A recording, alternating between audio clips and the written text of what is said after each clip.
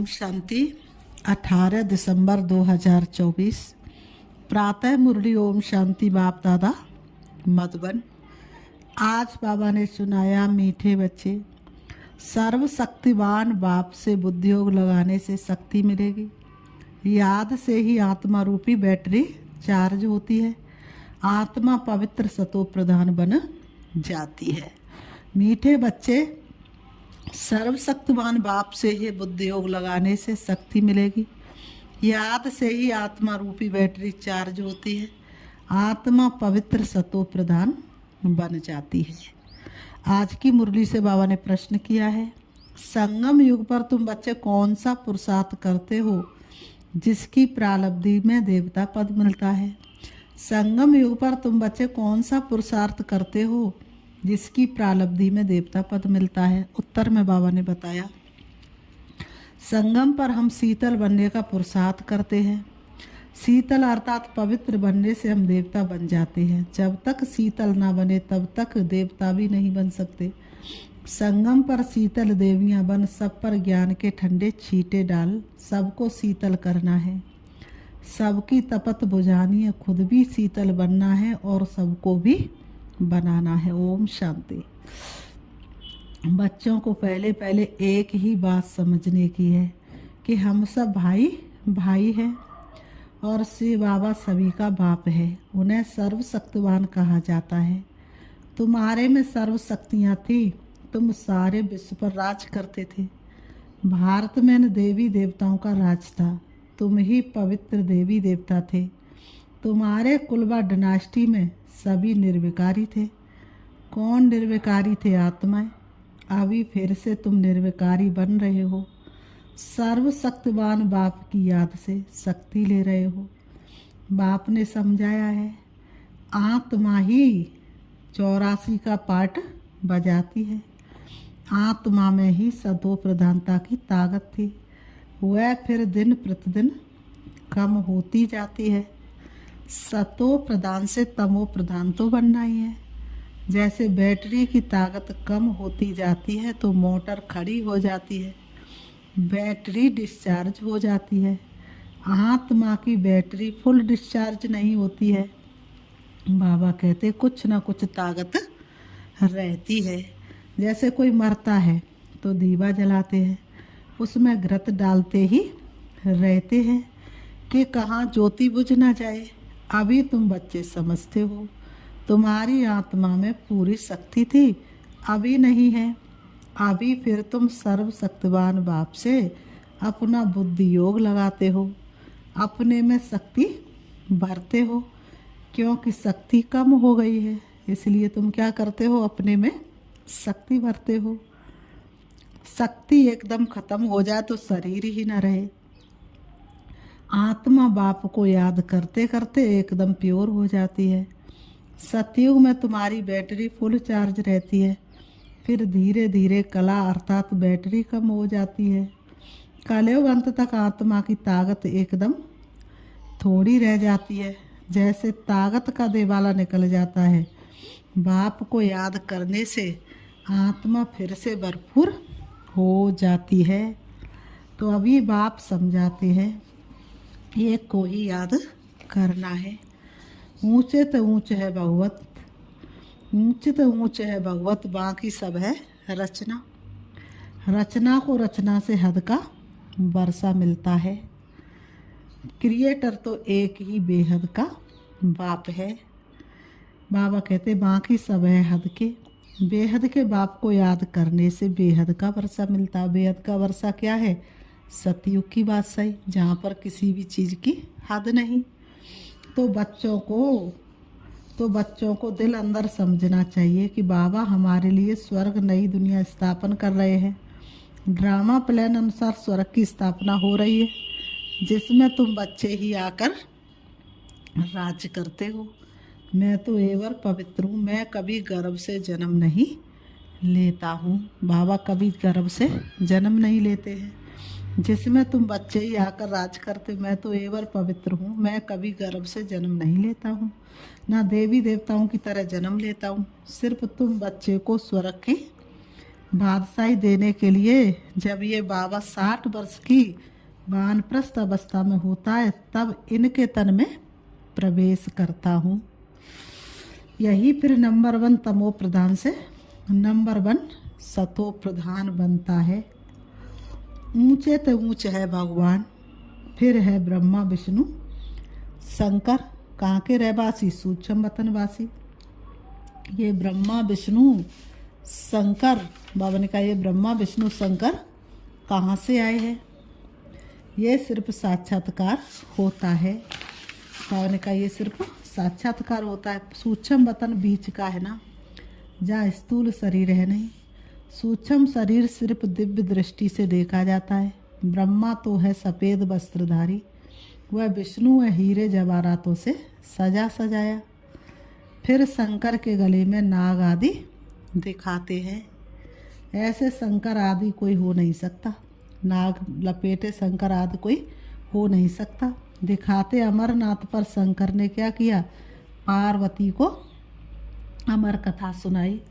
अभी फिर सूक्ष्म वतन में तो मनुष्य सृष्टि है नहीं, तो कथा वह कैसे सुनाएंगे। बाकी सूक्ष्म वतन का सिर्फ साक्षात्कार होता है। जो बिल्कुल पवित्र हो जाते उनका साक्षात्कार होता है। जो बिल्कुल प्योरिटी को धारण कर लेते उनको दूसरों को उनका साक्षात्कार होता है। यही फिर सतयुग में जाकर स्वर्ग के मालिक बनते हैं। तो बुद्धि में आना चाहिए कि इन्होंने फिर ये राजभाग कैसे पाया।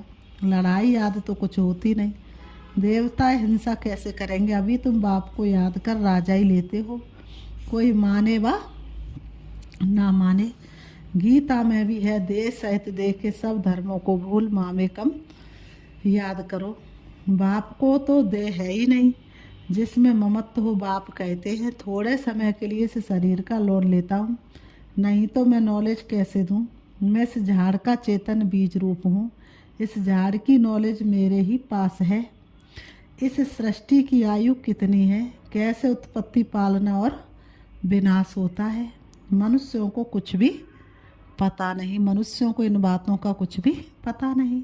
वह पढ़ते हैं हद की पढ़ाई, बाप तो बेहद की पढ़ाई पढ़ाकर बच्चों को विश्व का मालिक बनाते हैं। जीत लिया दिल बाबा तूने प्यार हमें करके, अपना बनाया बाबा दुलार हमें करके। भगवान कभी देहधारी मनुष्य को नहीं कहा जाता।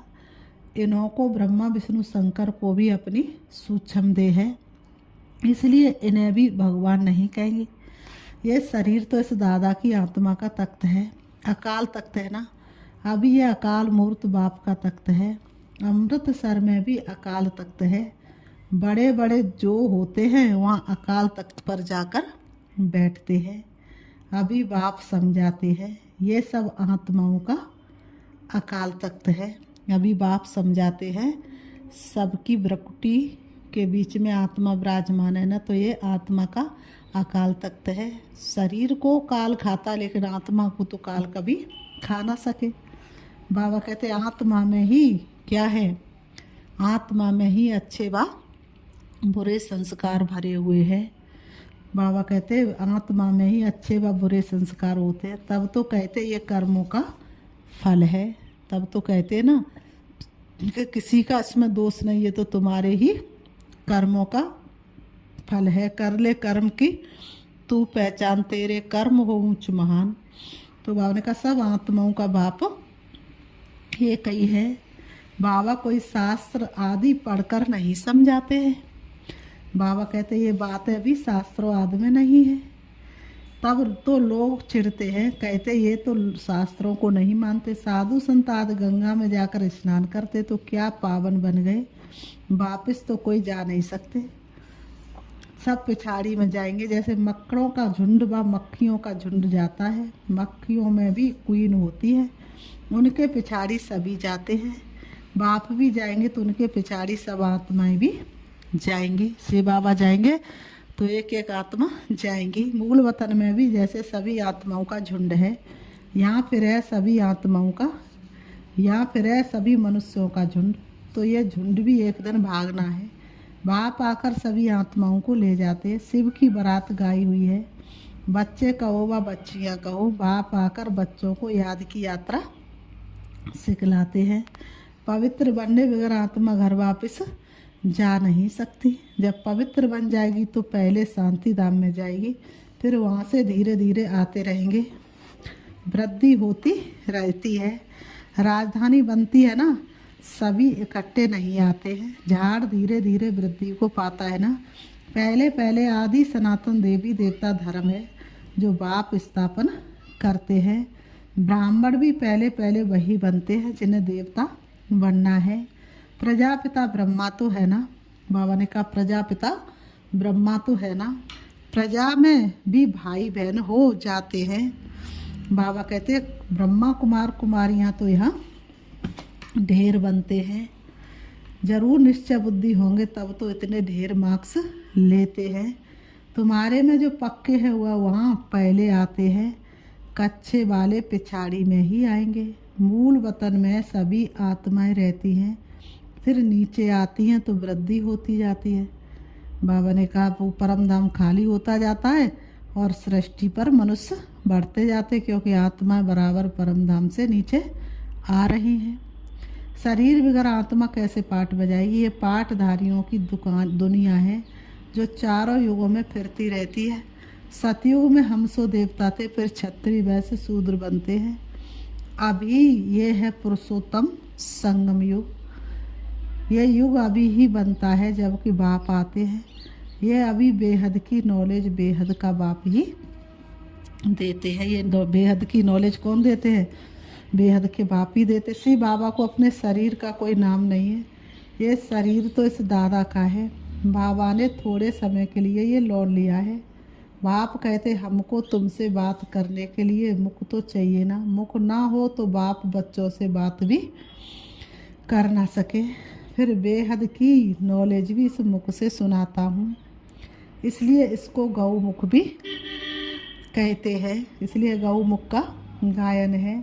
पहाड़ों से पानी तो कहाँ भी निकल सकता है, फिर यहाँ गौ मुख बना दिया है, उससे पानी आता है। उन्हें फिर गंगा जल समझ पीते हैं। उस पानी का फिर कितना महत्व रखते हैं। बाबा कहते उस पानी का फिर कितना महत्व रखते हैं। इस दुनिया में है सब झूठ, सच तो एक बाप ही सुनाते हैं, और तो कोई सच सुना ना सके बाप के सिवाय। बाबा कहते हैं फिर वह झूठे मनुष्य इस बाप की नॉलेज को झूठ समझ लेते हैं। भारत में जब सतयुग था तो इसको सचखंड कहा जाता था। सतयुग को सचखंड और कलयुग को झूठखंड कहा जाता है। फिर भारत ही पुराना बनता है तो हर चीज़ झूठी होती है। आज तो कैसा मिलावट का समय है, हर चीज़ में मिलावट मिलेगी। बिना मिलावट के कोई चीज़ है ही नहीं। कितना फ़र्क हो जाता है। बाप कहते तुम हमारी कितनी गिलानी करते हो। सर्वव्यापी कह कितना इंसल्ट किया है। शिव बाबा को बुलाते ही है कि इस पुरानी दुनिया से ले चलो। बाप कहते हैं मेरे सभी बच्चे काम चिता पर चढ़कर कंगाल बन गए हैं। बाप बच्चों को कहते तुम तो स्वर्ग के मालिक थे ना। स्मृति आती है, बच्चों को ही समझाते हैं, सारी दुनिया को तो नहीं समझाएंगे। बच्चों को ही बाप समझाते, सारी दुनिया को तो नहीं समझाएंगे। बच्चे ही बाप को समझते हैं। दुनिया इस बात को क्या जाने, हम जाने प्रभु या तुम जानो।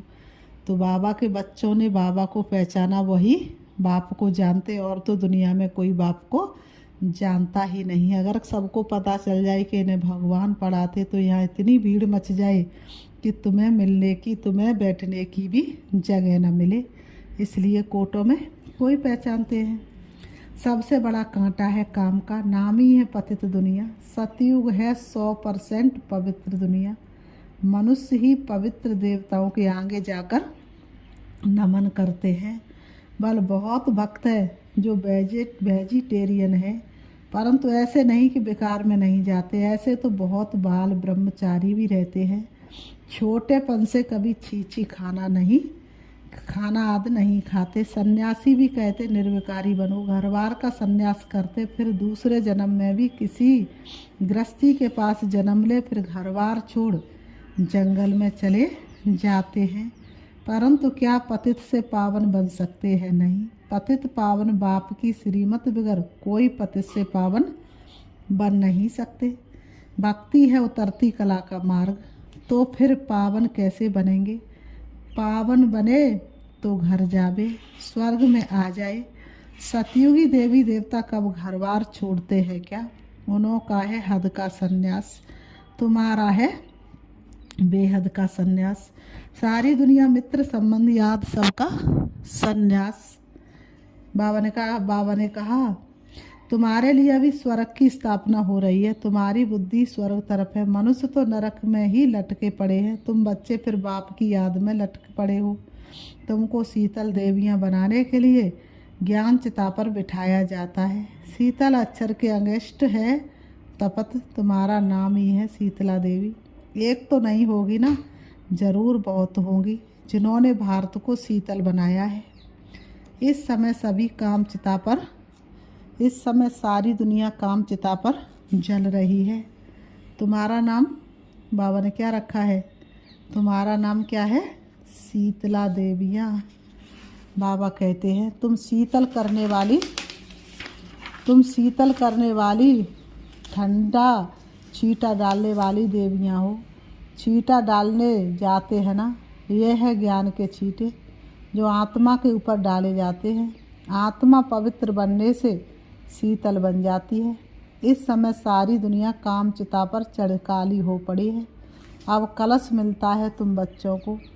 कलश से तुम खुद भी शीतल बनते हो और दूसरों को भी बनाते हो।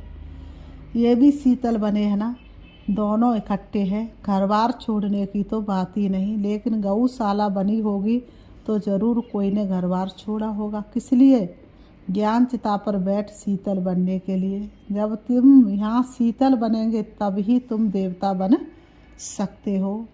अभी तुम बच्चों का बुद्धियोग पुराने घर की तरफ नहीं जाना चाहिए। बाप के साथ बुद्धि लटकी रहे, क्योंकि तुम सबको बाप के पास घर जाना है। बाप कहते हैं मीठे बच्चे, मैं पंडा बनकर आया हूँ, तुमको ले चल रही। ये शिव शक्ति पांडव सेना है। तुम हो शिव से शक्ति लेने वाली, वह है सर्वशक्तिवान। मनुष्य तो समझते परमात्मा मरे हुए को जिंदा कर सकते हैं, परंतु बाप कहते हैं लाडले बच्चे, इस ड्रामा में हर एक को अनादि पार्ट मिला हुआ है। मैं भी क्रिएटर, डायरेक्टर, प्रिंसिपल एक्टर हूँ। ड्रामा के पार्ट को हम कुछ भी चेंज नहीं कर सकते हैं। मनुष्य समझते पत्ता पत्ता भी परमात्मा के हुक्म से ही हिलता है, लेकिन परमात्मा तो खुद कहते हैं मैं भी ड्रामा के अधीन हूँ, इसके बंधन में बांधा हुआ हूँ। ऐसे नहीं कि मेरे हुक्म से पत्ते हिलेंगे। सर्वव्यापी के ज्ञान ने भारतवासियों को बिल्कुल कंगाल बना दिया है। बाप के ज्ञान से भारत फिर सिरताज बनता है। फिर बाबा ने कहा अच्छा, मीठे मीठे सिकीलते बच्चों प्रति माता पिता बाप दादा का याद प्यार और गुड मॉर्निंग। रूहानी बाप की रूहानी बच्चों को नमस्ते। हम रूहानी बच्चों की रूहानी बाप दादा को याद प्यार और नमस्ते नमस्ते नमस्ते नमस्ते। धारणा के लिए मुख्य सार नंबर 1, सूर्यवंशी में पहले आने के लिए निश्चय बुद्धि बन, फुल मार्क्स लेनी है, पक्का ब्राह्मण बनना है, बेहद की नॉलेज स्मृति में रखनी है। नंबर 2, ज्ञान चिता पर बैठ शीतल अर्थात पवित्र बनना है। ज्ञान और योग से काम की तपत समाप्त करनी है। ज्ञान और योग से क्या करनी है, काम की तपत समाप्त करनी है। बुद्धियोग सदा एक बाप की तरफ लटका रहे। आज की मुरली से बाबा ने वरदान दिया है, ब्राह्मण जीवन में श्रेष्ठ स्थिति रूपी मेडल प्राप्त करने वाले बेगमपुर के बादशाह भव। ब्राह्मण जीवन में श्रेष्ठ स्थिति रूपी मेडल प्राप्त करने वाले बेगमपुर के बादशाह भव। स्पष्टीकरण, आप सब अपनी स्वस्थिति अच्छे से अच्छी बनाने के लिए ही ब्राह्मण बने हो। ब्राह्मण जीवन में श्रेष्ठ स्थिति ही आपकी प्रॉपर्टी है। यही ब्राह्मण जीवन का मेडल है। जो ये मेडल प्राप्त कर लेते हुए सदा अचल अडोल एकरस स्थिति में रहते, सदा निश्चिंत बेगमपुर के बादशाह बन जाते हैं। वे सर्व इच्छाओं से मुक्त इच्छा मात्रम अविद्या स्वरूप होते हैं। वे सर्व इच्छाओं से मुक्त क्या होते हैं, इच्छा मात्रम अविद्या स्वरूप होते हैं। आज की मुरली से बाबा ने स्लोगन दिया है, अटूट निश्चय और फलक से कहो मेरा बाबा तो माया समीप नहीं आ सकती। अटूट निश्चय और फलक से कहो मेरा बाबा तो माया समीप नहीं आ सकती। अच्छा, ओम शांति, ओम शांति।